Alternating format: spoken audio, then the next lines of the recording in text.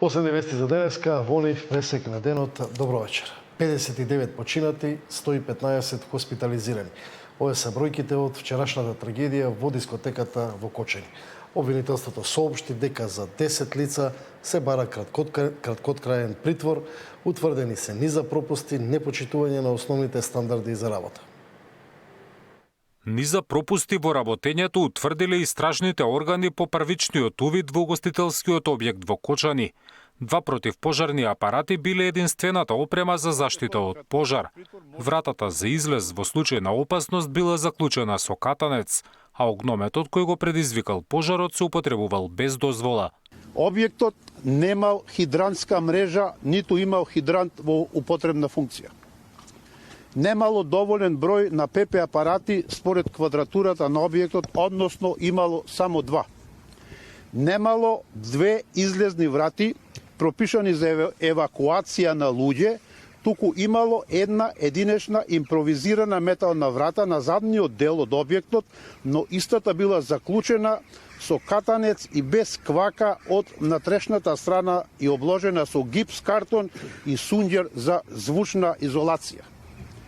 Немало пристап за ПП возила од двете спротивни страни согласно правилникот за заштита од пожари, експлозии и опасни материи. Увидот покажал дека внатрешноста на објектот била обложена со плочи од гипс картон без огноотпорни својства, недостасувал и таван со огнена отпорност. Според обвинителството, објектот бил регистриран за работа на лесна индустрија, но тоа не било пречка Министерството за економија уште пред 15 години да издаде дозвола за угостителски објект. Обвинителите не пронашле ниту договор за настап на бендот. Досегашните испитувања упатувале на сторени повеќе кривични дела, како давање и примање подкуп и тешки дела против општата сигурност.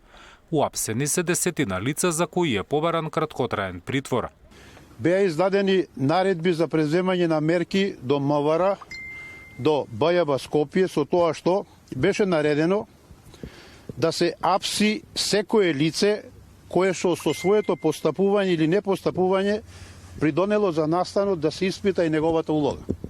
Лицата постапувале спротивно на прописите и техничките правила за мерките за заштита и со тоа предизвикале опасност за животот и телото на луѓето од големи размери. Увидот во дискотеката не е завршен. Од обвинителството велат дека се ангажираат и дополнителни јавни обвинители за водење на истрагата. А најголем дел од повредените кои се хоспитализирани во болниците низ државата се со тешки повреди. Дел од нив веќе се транспортирани во болниците во соседството. Ивана Соколовиќ Најдова ги има последните детали. Повредените пациенти во трагедијата вечерва од болниците во Кочани и Штип се пренесуваат на комплексот клиники во Скопје. Иако нивната состојба е стабилна, целта е да бидат под целосен мониторинг на експертите за изгореници кои што веќе пристигнуваат во Скопје. Тука е присутен тимот на Војната медицинска академија од Белград, а во текот на утринските часови се очекуваат експертите за изгореници од Израел и Чешка да пристигнат на комплексот клиники. Покрај медицинската грижа во земјава, дел од пациентите се префрлени во здравствени установи во странство, како резултат на меѓународната поддршка и соработката со партнерските земји. Во Република Турција 3 пациенти пристигнаа во Истанбул, а дополнителни 6 пациенти се очекува да пристигнат во Анкара до полнок. Република Бугарија 14 пациенти се хоспитализирани. 4 пациенти се згрижени и во Грција. Во Србија 5 пациенти се веќе хоспитализирани, а дополнителни 12 пациенти со воен авион се на пат кон Белград. Република Хрватска и Романија се очекува од текот на утрешниот ден да бидат испратени по 4 пациенти во секоја од овие две земји. Република Словенија, Унгарија и Австрија во текот на утрешниот ден се очекува да испратат медицински авиони за транспорт на пациенти. Сите пациенти кои се префрлани во странство се во стабилна состојба и под континуирана медицинска нега. Во текот на целиот ден згрижени се над 140 настрадани. Во земјава се 90 повредени и тоа во клиничкиот центар 20, градската општа болница 8 септември 20 пациенти, Свети Наум Охридски 21, клиничката болница Штип 20, општата болница Кочани 7 и на токсикологија 2. и има пациенти во приватните клиники. Состојбата на сите пациенти се наблюдува и конзилиарно се одлучува за понатамошната постапка, велат од здравствените власти. На судска медицина пак веќе започна обдукцијата на дел од починатите.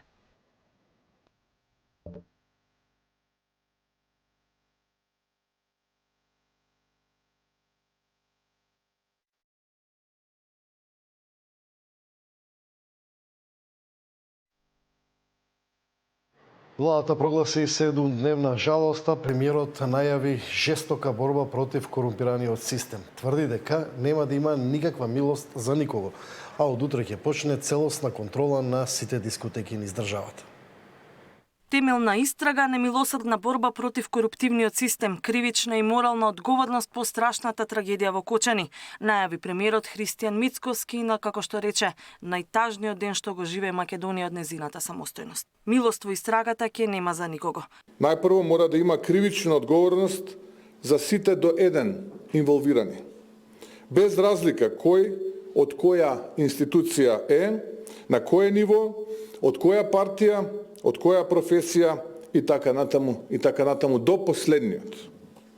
Очекувајте, кога станува збор за одговорност, дека нема да има милост. Ке мора да има одговорност со име и презиме. Премиерот вели ќе се рестартира целиот систем, бидејќи досега ова било систем кој се храни од лаги и од погрешни луѓе со погрешни одлуки. Ова не е меѓупартиска битка помеѓу ВМРО, ДПМН, СДСМ, туку ова е битка на честните против нечестните и корумпирани од сите партии и сите институции. 8 месеци, не цели 9 месеци, работам онолку колку што можам за да го поразам овој корумпиран систем. И тука немам никаква дилема. Дали треба да чувствува човек морална одговорност? Да, сите ние треба да чувствуваме морална одговорност. Дали само јас треба да чувствувам? Ако е тоа потребно, еве и тоа го прифаќам, целата морална одговорност на мене нека биде. Но прво ќе го поразам овој систем, односно ќе биде како што треба, односно сето ова кое што денеска го започнуваме ќе вроди со плод, а потоа нема поголем суд од судот на народот на избори, кој што треба да каже дали и кој треба да понесе морална одговорност. Мицкоски ги потврди информациите дека дискотеката работела со фалсификувани или нелегални документи. Со сиот ризик дека може да влијам на истрагата, еве вака изгледа таа лиценца. Издадена на 13 март 2024 година. Подпишана од тогашниот државен секретар. Но истата лиценца изгледа и вака. Само разликата е што последните два броја, кои што во првиот случај се 51, во вториот се 15, под истиот архивски број. А замислете, таму е заведен документ дека е комуникација со странски инвеститор. А собственикот на локалот ги има овие документи. Од утре почнуваат нови контроли за сите угостителски објекти. Робусна акција во насока на проверка на сите документи, сите лиценци, сите дозволи за градба, сите дозволи за употреба, сите дозволи за работа на нови објекти.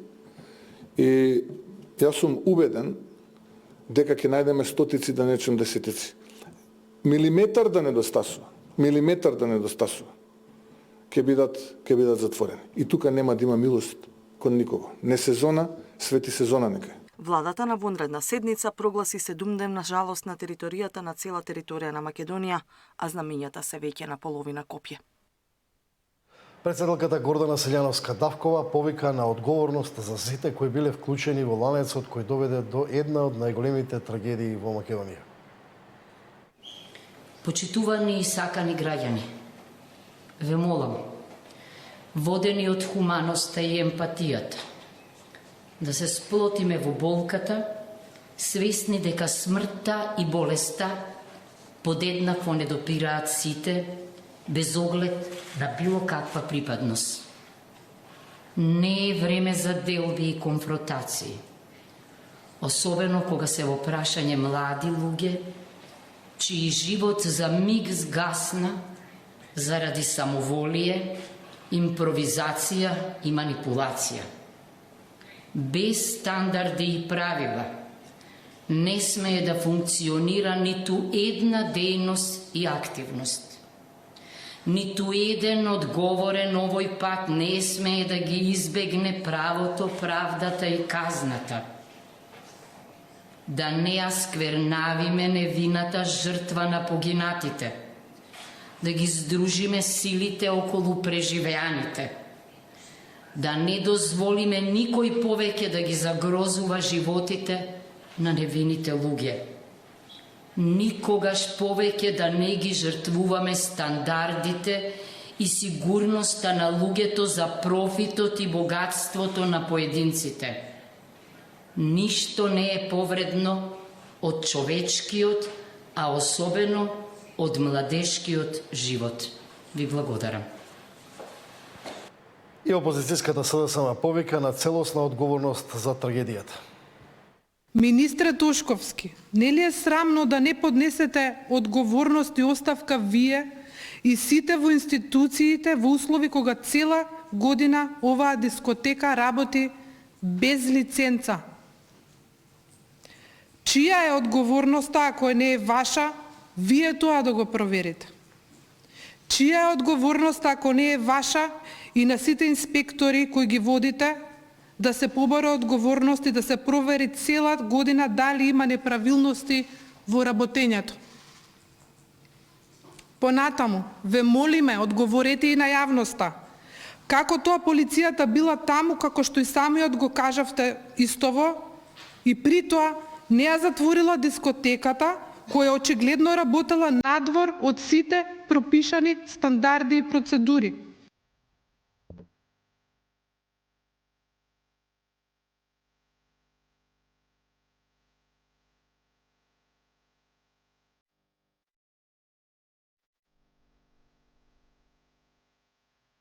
А вечерва на распит во полициска станица беше приведен и поранешниот министер за економија Крешник Бектеши.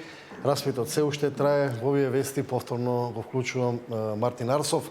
Мартин, има ли веќе некои детали? Не, Маријан, се уште нема ништо ново. Повеќе од 4 часа трае информативниот разговор со поранешниот министер за економија Крешник Бектеши овде во полициската станица Карпош.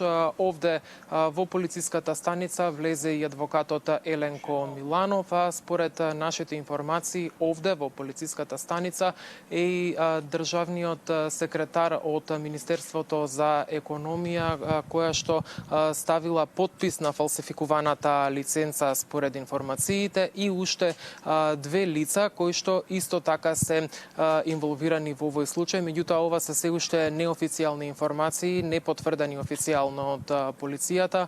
Од Министерството за внатрешни работи најавија повеќе детали во текот на утрешниот ден, ќе ги сподели на пресконференција министерот за внатрешни работи Панче Тошковски.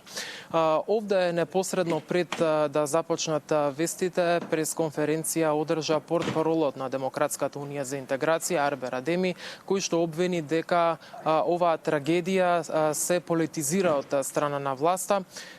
Еве што одговори тој на нашето прашање што бара овде пред полициската станица, додека неговиот сопартиец внатре на информативен разговор.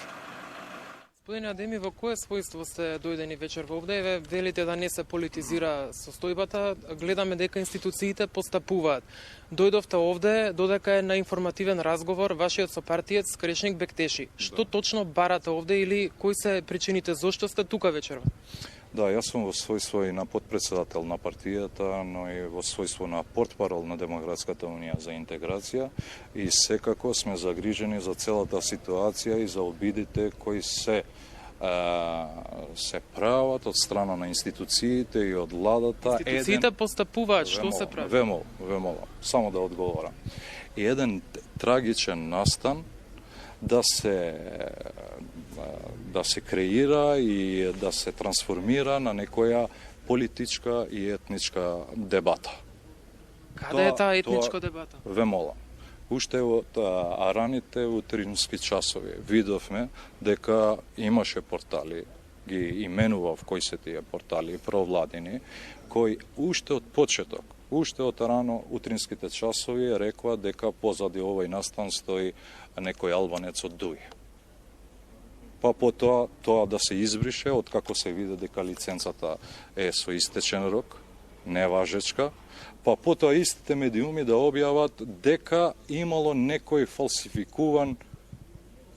фалсификувана лиценца, која и таа истата е истечена. Дискотеката работела без никаква лиценца.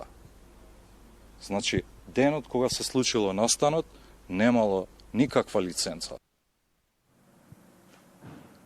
Ете, тоа беше дел од изјавата на Арбер Адеми. Маријан, ние остануваме овде. Се надавам детали ќе имаме во текот на утрешниот ден.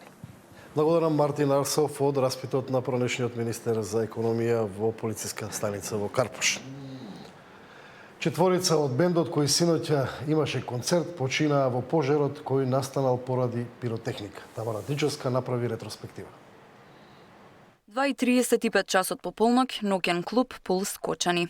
На бинат, дуото ДНК ја изведува последната песна за вечерта. Кажи ми како без тебе да бидам. Публиката пее во еден глас, но никој не знае дека ова ќе биде последната песна што многумина ќе ја слушнат, а и последна заеднички изведена песна на македонскиот бенд. Во истиот момент кога рефренот одзвонува во салата, искри од пиротехниката горат во воздухот. Во секунда се менува. Огнот брзо се шири, настанува паника, луѓето бараат излез.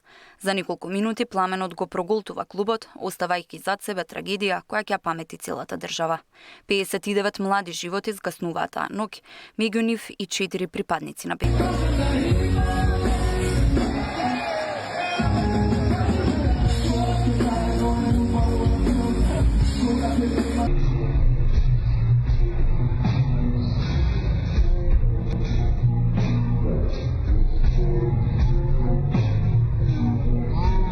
Откако го забележуваат огнот на покривот, членовите на бендот преку микрофонот ги предупредуваат гостите да ја напуштат дискотеката.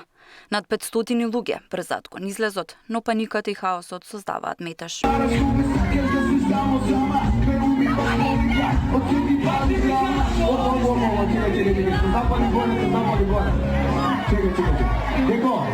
По 10 на минути пристигнуваат пожарникарите и започнуваат обиди за спасување на присутните. Но хаосот и паниката во клубот предизвикуваат стампедо. Единствениот мал излез се не може да го издржи притисокот на повеќе од 500 луѓе кои се обидуваат да се спасат. Меѓу нив е и Марија од Кочани. Во метежот успева да излезе со мали повреди и скореници, но нејзината мисла е само на едно место, нејзината сестра. Без двумење се враќа назад во клубот, надевајќи се дека ќе ја најде. Цела ноќ минува во неизвестност, обидувајќи се да добие информација за неа, но никој не знае каде е. Вечерта кога искочиле да се забавуваат, не можела ни да замисли дека тоа ќе биде последниот пат кога ќе ја види. Денес докторите во Кочанската болница ја соопштуваат најтешката вест. Нејзината сестра не преживеала. Бевме прво штип у таа болница, чекавме таму многу сати, многу време од сабајле, ама ништо немаше. Немаше никој список и на крај тука дојдевме, кажаа можно е да е тука. И кога дојдевме, улезевме внатре и кажаа дека покажаа ни слика од неа, дека изгорена тука. И кажавме дека е она. Роднините на оние кои успеа да се извлечат од клубот и со олеснување добија веста дека нивните блиски преживеале, денеска се уште во неизвестност, бидејќи поголемиот дел од нив ги однесува на лекување во странство. Мојата сестра е повредена. Голем шок, не можеше да комуницира, имаше изгореници по лицето, по рамењата. Ја транспортира со возило од Беровска брза помош до Скопскиот клинички центар. Стапивме во контакт со шоферот на брзата помош и така знаевме дека овдека сме. Снимките направени попладнево одвнатре ја покажуваат траурната слика од изгорениот ноќен клуб. Пеплосан до темел, во рушевини и изгорени предмети, кои синоќа биле маси, столови, бина, а денеска само пепел кој сведочи за најголемата трагедија во Македонија. Однадвор просторот кој беше ноќен клуб е останат без покривот. Причината за смртта на 59 луѓе. Пеплосан и со траги од вечерта која требало да биде највесела за многумина, вака денеска осам на Пулс, ноќниот клуб каде прекина и пулсот за многу млади животи. Вестите завршија, ви благодарам на довербата, имајте мирна и тивка ноќ.